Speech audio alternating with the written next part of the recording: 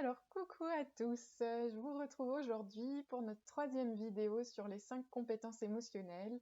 Et aujourd'hui, je vais vous parler de la deuxième compétence émotionnelle, il s'agit de la compréhension. Donc par le mot compréhension, on entend une dimension un peu plus mentale, un peu plus analytique. On va s'intéresser aujourd'hui à la cause, au déclencheur, à la conséquence et au message que délivre l'émotion. Donc notre émotion, je vous le disais, on l'observe, on l'identifie dans notre corps. Et j'avais oublié la semaine dernière de vous parler des très connus rythme cardiaque et rythme respiratoire. Donc c'est deux choses que vous pouvez observer. Vous pouvez sentir votre pouls, vous pouvez avoir des palpitations. Quand on ressent des émotions, c'est les premiers éléments qu'on peut observer. Je vous ai aussi pas forcément mis les mots, on va dire, sur ce qu'on appelle l'expression faciale. Donc c'est ce qu'on va voir si on se regarde dans le miroir, si on voit quelqu'un d'autre. C'est donc notre visage qui va révéler le plus clairement nos émotions.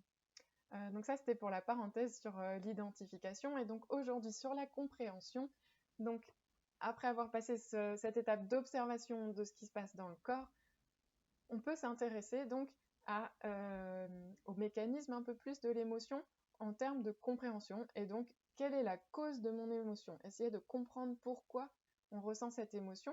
Est-ce qu'il y a eu un déclencheur ou non? Est-ce qu'elle aura des conséquences qui amplifient peut-être l'émotion par anticipation ou rétroaction?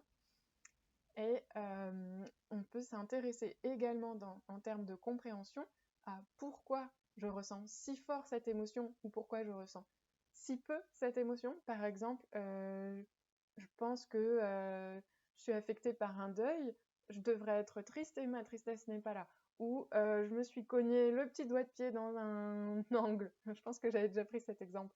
Et je suis très en colère. Peut-être qu'en fait, il y avait déjà une colère. Il y a plein d'autres raisons. Mais du coup, la compréhension, possible en tout cas, c'est d'aller s'intéresser à la cause, le déclencheur, et puis les conséquences de l'émotion. Je vous ai aussi dit que l'émotion, elle délivre un message. Donc, le message que délivre l'émotion, elle est en lien direct avec la satisfaction de nos besoins. Donc, en général, si mes besoins sont satisfaits, je ressens des émotions agréables. Si mes besoins ne sont pas satisfaits, je ressens des émotions désagréables. L'idée par rapport à nos besoins, du coup, c'est d'avoir plusieurs pistes pour les satisfaire et pas d'attendre d'arriver à un moment où on ne peut plus les satisfaire du tout et arriver à un niveau émotionnel de craquage total. Et où du coup, on va être dans des réactions automatiques, instinctives et archaïques. Quand je suis dans l'identification et l'observation suffisamment en amont de mes émotions, je peux me dire à partir de 7 sur 10 qu'il est vraiment temps d'intervenir et de satisfaire mes besoins et pas d'attendre d'atteindre mes limites, un 10 sur 10, pour craquer totalement. D'une façon générale, nourrir ses besoins, de toute façon, c'est ce qui nous rend heureux, donc peut-être même le faire à 1 sur 10, c'est déjà, ce serait l'idéal. Même le 7 me paraît déjà un peu tard. Mais c'est malheureusement souvent à 10 sur 10 qu'on prend conscience de nos émotions, d'où ce travail en amont d'observation et l'importance finalement des compétences émotionnelles d'identification. La compréhension, elle permet également d'anticiper pour la fois suivante. Mais du coup, là, je suis dans l'anticipation du contenu des vidéos suivantes sur l'intérêt de la régulation et de l'utilisation des émotions, donc j'en dis pas plus. Une bonne façon aussi d'observer ces émotions, donc de les identifier, mais aussi de les comprendre, c'est de passer par l'écriture. Vous pouvez déposer à l'écrit de façon factuelle. Moi, je vous proposais déjà dans l'identification, mais je vous le repropose aujourd'hui dans la compréhension, d'être dans une attitude neutre, donc sans jugement. L'idée, c'est vraiment d'accueillir ce qui se passe pour vous comme un scientifique. Voilà, il s'est passé tel événement, j'ai eu telle émotion. Vous pouvez utiliser l'échelle comme je l'ai fait avant, entre 0 et 10. Est-ce que c'était une émotion agréable ou désagréable? Quel mot vous mettriez sur cette émotion? On parle de valence dans ces cas-là. La joie, la colère, la tristesse, et puis des déclinaisons plus plus subtile. Et donc là, on va parler de sensibilité. Comme un appareil photo est plus ou moins sensible, vous pouvez percevoir plus ou moins d'émotions. Donc je vous rajoute un petit peu de vocabulaire.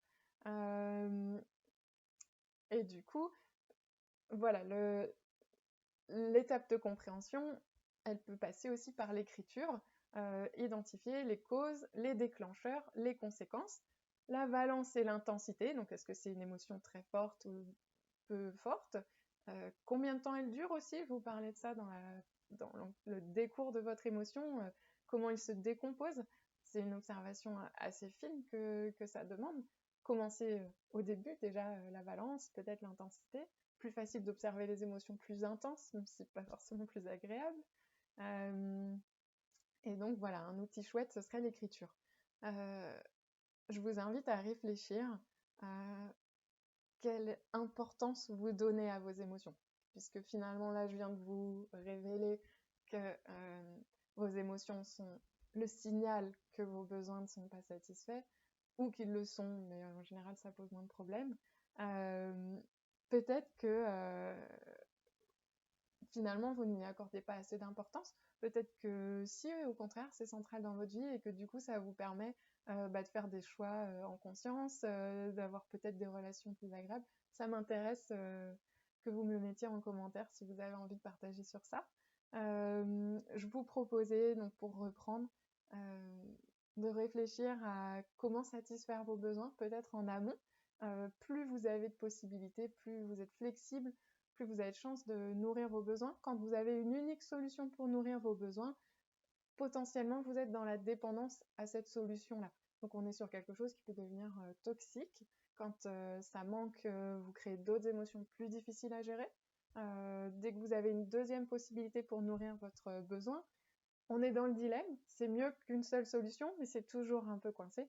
À partir de 3, on considère que vous êtes en contact avec vos ressources et que du coup, vous pouvez être en autonomie, répondre à vos besoins et pas attendre de dépasser vos limites et de craquer et d'être sur ce mode automatique et réactif qui crée finalement un espèce de cercle vicieux où ensuite on a une émotion sur l'émotion